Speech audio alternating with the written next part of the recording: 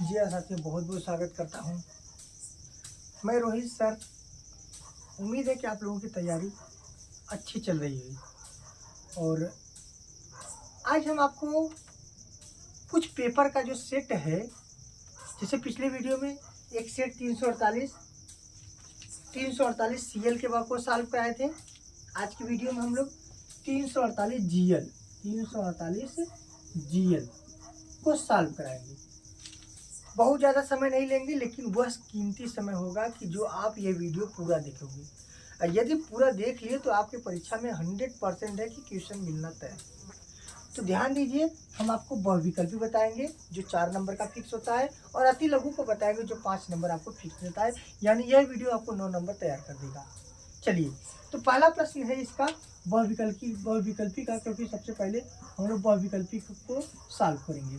बहुविकल्पी का पहला प्रश्न यानी का प्रश्न है, कह रहा है कि जेनेटिक इंजीनियरिंग का उपयोग होता है। क्या कह रहा है? Genetic engineering engineering genetic engineering का उपयोग होता है। और आपको पता है कि आप तुरंत जवाब मत दीजिए। ऑप्शन नंबर ए देखिए, जेनेटिक इंजीनियरिंग कहाँ होता है? कृषि के क्षेत्र में, कृषि में, ठीक है। बी कह रहा है चिकित्सा में।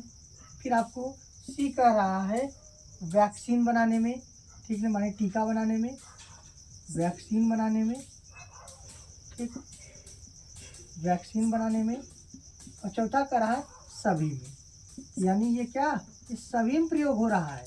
जेनेटिक इंजीनियरिंग का उपयोग सभी में हो रहा है, यानी ऑप्शन नंबर डी करेक्ट होगा।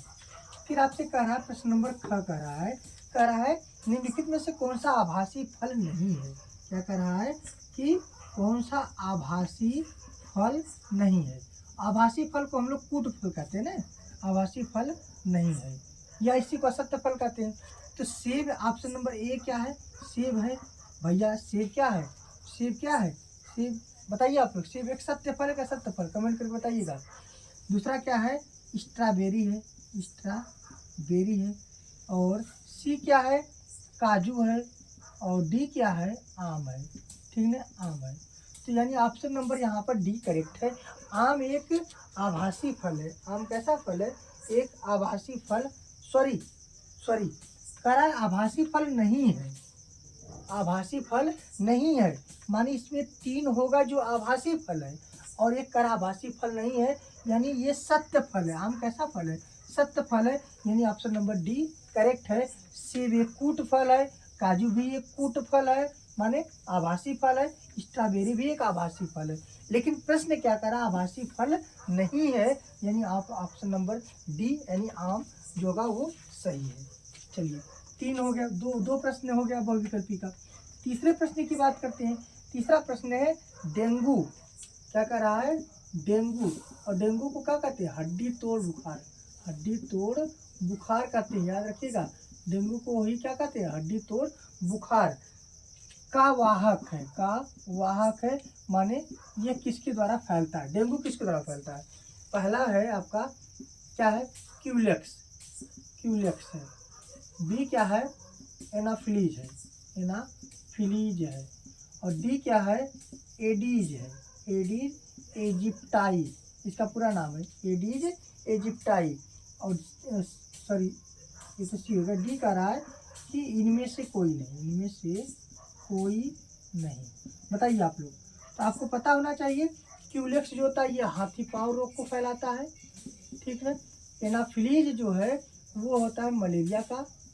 और यहाँ पर एडीज एजिप्टाई होता है, ये होता है डेंगू का होता है, ठीक ना।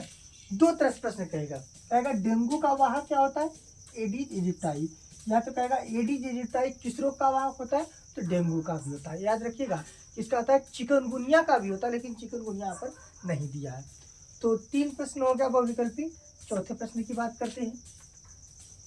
चौथा प्रश्न कह रहा है कि जल परागित पौधा है, ठीक है ना। माने कौन सा? जल परागित, यानी कि किस पौधे में जल परागण होता है? जल परागित पौधा माने कौन से पौधे में जल का परागण होता है, जल के द्वारा परागण होता है? एक कह रहा हाइड्रीला, बी कह रहा है मटर, सी कह रहा है नींबू, नींबू, और डी कह रहा है कोई नहीं, कोई नहीं। याद रखिएगा यहाँ पर हाइड्रीला में क्या होता है, जल परागण होता है। हाइड्रीला में क्या होता है, जल परागण होता है। एक ट्रिक बता रहे हैं, यहाँ पे हाइड्रा, हाइड्रा शब्द आया है, और हाइड्रा का मतलब होता है जल। हाइड्रा का मतलब क्या होता है, जल। इसलिए आप लोग ट्रिक याद लीजिए कि हाइड्रीला में जल परागण होता है। ठीक है, चलिए हम लोग तो बहुविकल्पी 4 के बारे में, 4 बहुविकल्पी पढ़ लिए जो परीक्षा में आया हुआ है सीट नंबर 348 जीएल में। अब बात करेंगे हम लोग इसके अति लघु प्रश्न की। क्या बात करेंगे, कौन कौन से प्रश्न अति लघु में पूछा गया है। ठीक है ना, आप लोग अगर चारों सेट पढ़ लेंगे तो 100% आपकी बोर्ड परीक्षा में मिल जाएगा। ठीक है, चलिए सबसे पहला प्रश्न है, इसमें कह रहा है IUD का पूरा नाम।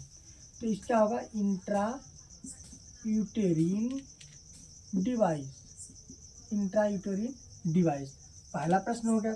दूसरा कह रहा है कि वंशागति का क्रोमोसोवाद, वंशागति का क्रोमोसोवाद सिद्धांत किसने दिया, सिद्धांत किसने दिया, तो कौन दिए हैं, सटन और वावेरी, सटन और वावेरी। कब दिए हैं, इसके 2 डेट है, एक याद रखिएगा 1902 में, 1902 और 1903, सटन एवं वावेरी। तीसरे प्रश्न की बात करते हैं, कह रहा है कि मेंडल जब अपना प्रयोग कर रहे थे तो कितने जोड़ी मटर के पौधे लिए थे, कितने जोड़ी मटर का पौधा लिए थे। तो आपको बता दें कुल कितने जोड़े थे, तो 7 जोड़ी लिए थे। कितने जोड़ी, 7 जोड़ी मटर के पौधे लिए थे।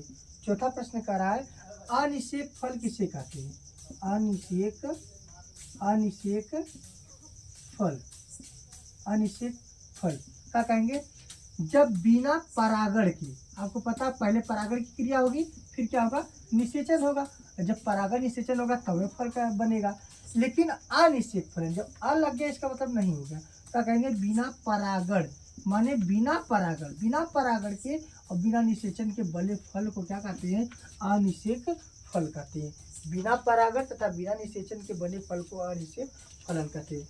पांचवा प्रश्न क्या है, कह रहा है कि एकस्व, एकस्व को बोलते हैं पेटेंट।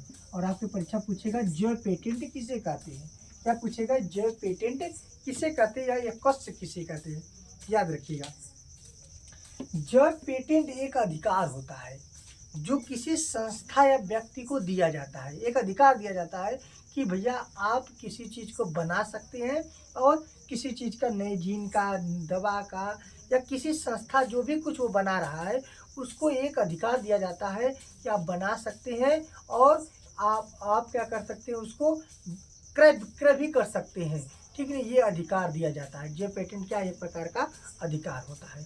ठीक है, जो किसी व्यक्ति या संस्था को दिया जाता है। तो यानी ये 348 जीएल सेट है, इसको याद कर लीजिएगा और लिख लीजिएगा, बोर्ड परीक्षा में आएगा। धन्यवाद।